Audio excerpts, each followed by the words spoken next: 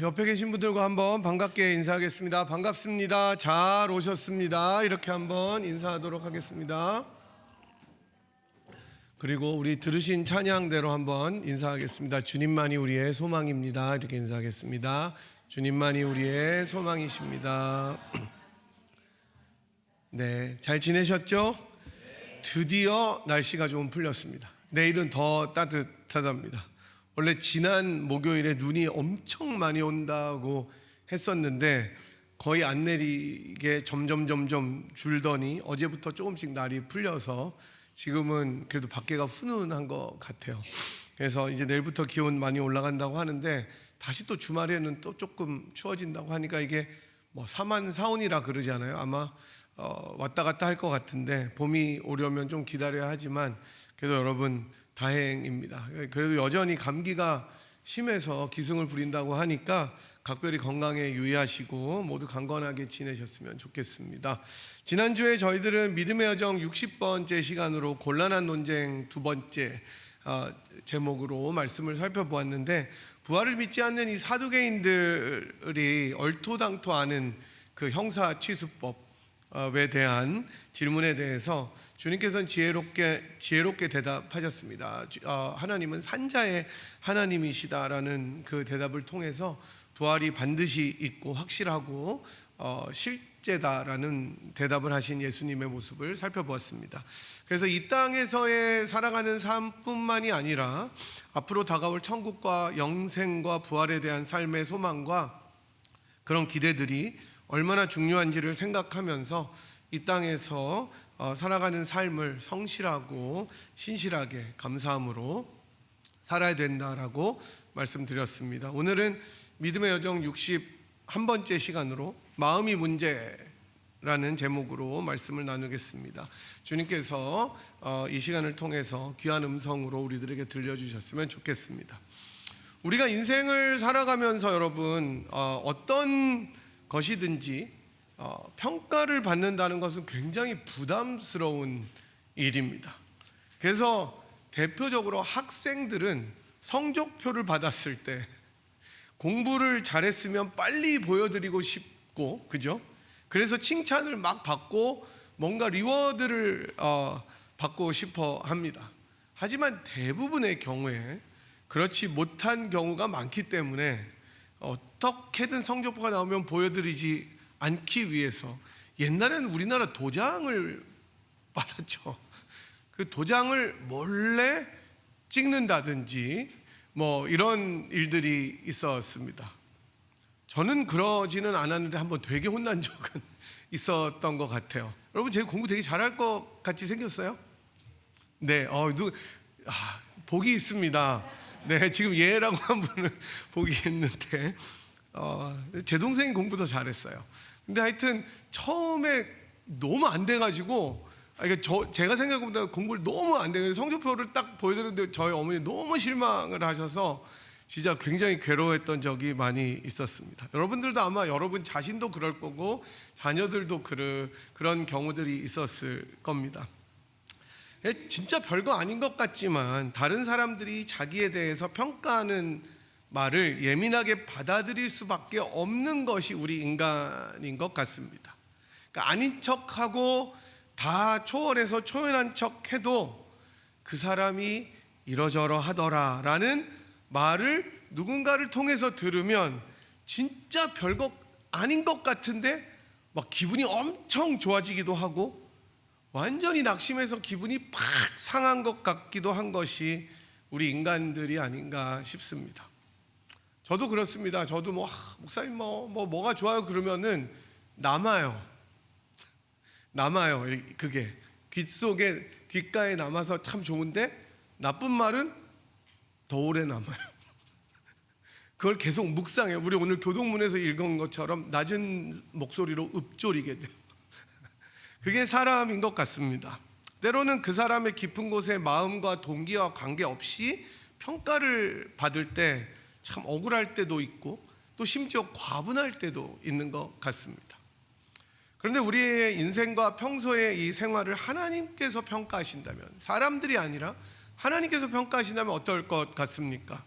오늘 본문에서 예수님께서는 사람들의 삶을 평가하시는데 이 말씀을 통해서 하나님께서는 우리들의 삶을 어떻게 바라보시는지 함께 생각해 보려고 합니다.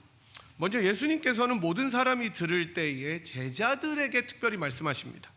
저는 이 말씀이 모든 사람들을 향해서, 물론 예수님께서 일반적으로 하신 말씀이시지만 특별히 예수님을 따르는 자들이 귀 기울여서 들어야 할 가르침이라고 생각합니다.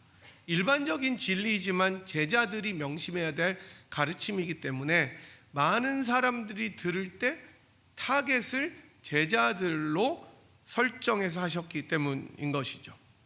예수님께서 서기관들과 바리새인들을 비판하시는 내용입니다. 사실 마태복음에서는 이게 너무 길게 나와가지고 화 있을진저가 계속 여러 번 나오지만 누가복음에서는 이것을 압축했습니다. 여러분들이 잘 아시다시피 바리새인과 서기관들은요, 예수님 당시에 굉장히 존경받는 사람들이었다는 것을 잘 아실 것입니다. 율법을 성실하게 연구하고 철저하게 따르고 그야말로 경건에 있어서는 타의 모범이 되는 그런 그룹의 사람들이었습니다. 그래서 예수님께서는 이렇게 말씀하셨습니다. 마태복음 5장 20절에서 내가 너희에게 이르노니 너희 의가 서기관보다 바리새인보다 더 낫지 못하면 결단코 천국에 들어가지 못할 것이다. 이렇게 말씀하셨을 때 제자들은 소스라치게 놀랐을 것입니다. 왜냐하면 바리새인들과 서기관들의 의로움을 능가할 만큼 거룩하고 의롭다고 생각되어진 사람들은 거의 없었기 때문이었습니다. 그 정도로 이 사람들은 철저하게 거룩과 성실과 의로움과 신실함의 표본이었습니다. 하지만 주님의 평가는 여러분이 잘 아시다시피 겉으로 드러나는 행동에 초점이 있지 않다는 것을 알 수가 있습니다. 하나님께서 이스라엘의 첫 번째 왕 사울이죠. 사울을 패하기로 결심하시고 다윗을 세우려고 그 집에 보내시잖아요, 사무엘을. 그럴 때 사무엘에게 이렇게 말씀하셨습니다. 여호와께서 사무엘에게 이르시되 그의 용모와 키를 보지 말라. 내가 이미 그를 버렸노라. 내가 보는 것은 사람과 같지 아니하니 사람은 뭐를 본다고요? 외모를 보거니와 나 여호와는 중심을 보느니라 하시더라. 이렇게 말씀하십니다. 사무엘은 용모와 키와 이런 외적인 자질들을 보고 하나님의 뜻이 어디 있는지를 막 찾았습니다. 좀 더 인물이 여러분, 사울이 인물이 진짜 좋았다고 합니다. 그 얼굴이 붉다, 이게 진짜 건강하다는 표지고 잘생겼다는 표지잖아요. 제 얼굴이 붉어요? 네, 지금 끄덕끄덕하니까 참 좋습니다. 오늘 굉장히 반응이 좋아요. 근데 사울은 키도 크고 현 집사님처럼 키 크고 덩치는 정영만 집사님처럼 좋고, 네, 다 좋아요. 인물은 뭐 저 같다고 하겠습니다. 여러분이 긍정하셨으니까. 그래서 뽑았는데 그런 사람을 찾은 거예요, 사무엘은. 그런데 하나님이 얘도 아니고 제일 막내 중에 어쩌면은 약간 시쳇말로 찌질할 것 같은 그런 다윗을 찾았습니다. 하나님이 보실 때는 중심이 중요했던 것입니다. 이처럼 주님의 평가는 외모나 겉으로 들어가는 능력이나 자질이 아니라 그 마음의 중심에 있다는 것을 알게 됩니다. 본문에서 예수님께서 바리새인과 서기관들을 평가하는 것도 완전히 동일한 맥락이죠. 그 사람들은 그 누구보다 경건하고 의롭게 보였지만 실제 삶에서 보면 하나님 보시기에 마음이 드러나는 것이었습니다. 이게 감출 수 없는 게, 여러분, 결국 마음이 악하거나 동기가 사악하면 그것이 행동으로 드러나게 됩니다. 부지불식간에 드러나게 돼요. 그 사람들은 사람들에게는 의롭다고 평가받았기 때문에 교만했어요. 그래서 늘 문안을 받는 거예요. 아유 어서 오세요 그러면은 거들먹거릴 수밖에 없었습니다. 그리고 자기가 알아서 높은 자리에 가서 앉아요. 상석에 앉기를 즐겨하는 사람들이었습니다. 여러분, 겸손함은 어디에 앉게 돼요? 가장 끝자리에 앉게 되잖아요. 심지어 자기들이 돌보고 도와주어야 될 과부들의 재산을 가로채기까지 했습니다. 얼마나 악합니까? 그리고 기도할 때도 남들에게 보이려고 기도했습니다. 그래서 골목에서 사람들이 딱 돌자마자 보이는 곳에서 손을 들고 기도했다고 마태복음에는 나오지 않습니까? 사람들이 자기를 주목할수록 더 사람들을 의식하고 겉으로 칭송받는 것을 보고 들으면서 인조해야 하는 거예요. 그러면서 착각은 뭐냐? 하나님도 이럴 것이다. 하나님의 평가도 이럴 것이다. 정말 큰 착각이 아닐 수가 없습니다. 이런 사람들에게 주님께서는 더 엄중한 심판이 있을 거라고 비판하십니다. 이 말씀이 거의 끝나가실 때쯤 예수님께서 시선을 돌려서 보시니 성전에서 부자들이 헌금함에 헌금을 넣는 것을 우리가 볼 수 있었습니다. 그리고 동시에 어떤 가난한 과부가 헌금하는 것을 볼 수 있었습니다. 근데 그 과부가 헌금한 금액은 2렙돈이었어요. 여러분이 잘 아시다시피 렙돈이라고 하면 예수님 당시에 제일 작은 화폐 단위였습니다. 지금의 페니와 같은 것이죠. 여러분, 한 데나리온이, 여러분이 많이 들으셨으니까 하루 품삯이라는 것은 아실 겁니다. 근데 그 렙돈은 데나리온의 132분의 1이었어요. 얼마나 작은 돈입니까?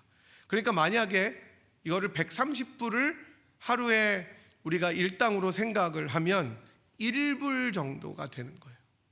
그러니까 2렙돈이면 얼마를 드리는 거예요? 2불을 드리는 거예요. 헌금을.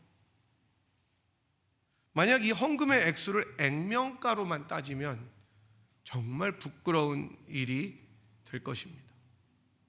애들도 아니고 주일 헌금할 때 애들한테 1불씩 주는지 모르겠어요. 저희 애들이 지금 이제 다 커가지고 요새 주일학교 얼마를 주는지 모르겠는데 애들도 아니고 이거 뭐냐 그럴 사람들이 많이 있을 겁니다.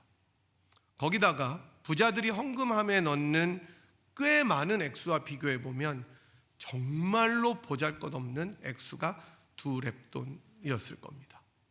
2불. 하지만 우리 주님께서는 이렇게 말씀하십니다. 3절과 4절인데 한번 같이 읽어볼까요? 시작. 이르시되 내가 참으로 너희에게 말하노니 이 가난한 과부가 모든 사람보다 많이 넣었도다. 저들은 그 풍족한 중에서 헌금을 넣었거니와 이 과부는 그 가난한 중에서 자기가 가지고 있는 생활비 전부를 넣었느니라 하시니라. 아멘. 주님께서는 그 과부의 무엇을 보신 거예요? 중심을 보신 겁니다. 마음을, 하트를 보신 거예요. 가난하지만 모든 것을 다 드린 과부를 보시면서 뭐라고 이야기하시냐면 그 누구보다 더 많이 드렸다라고 말씀하십니다. 여러분, 부자들이 예를 들어서 1000불을 드렸다면 2불을 드린 과부보다 누가 더 많이 드린 겁니까? 부자들이 많이 드린 거죠. 그러나 하나님께서는, 우리 주님께서는 과부가 더 많이 넣었다고 말씀하십니다. 왜냐하면 부자들은 풍족한 중에 드렸지만 과부는 자기의 생활비 전부를 다 넣었기 때문입니다. 당시의 과부들은 여러분 지금도 힘들지만 생활의 수단이 없었습니다. 자기가 일을 할 수 없었기 때문이에요. 그런데 그날 먹고 살아야 될, 어쩌면 자기가 며칠 먹고 살아야 될 그 헌금을 주님 앞에 통째로 다 드린 거예요. 예수님은 양이나 액수가 아니라 마음과 태도와 중심을 평가하셨습니다. 이것이 주님의 이밸류에이션입니다. 이 말씀은 여러분이 잘 아시다시피 헌금 생활만을 가리키는 것이 아닙니다. 하나님께 나아가고 무언가를 드릴 때 신자의 참된 마음과 태도와 자세가 어떠해야 하는지를 알려주는 것입니다. 바로 위에 나왔던 서기관들과 바리새인들은 사람의 평가에 민감해서 오로지 사람의 눈을 만족해 하기 위해서, 그리고 그들로부터 오는 평가를 즐기려고 하는 것과 완전히 대조되어서 오로지 자기의 전심으로 하나님께 나아가는 것이 얼마나 중요한지를 알려줍니다. 여러분, 말이 쉽지 생활비 전부를 넣는 사람들이 지금도 얼마나 되겠습니까? 여러분, 생활비 전부를 하나님께 넣어보신 적이 있습니까?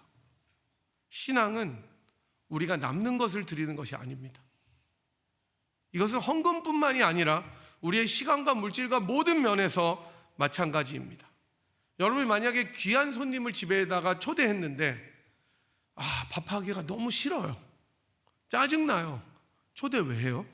근데 어쨌든 불렀으니 먹다 남은 찬밥에 말라 비틀어진 반찬에 차마 버리지 못한 국이나 찌개를 내놓으면 여러분 어떨 것 같습니까?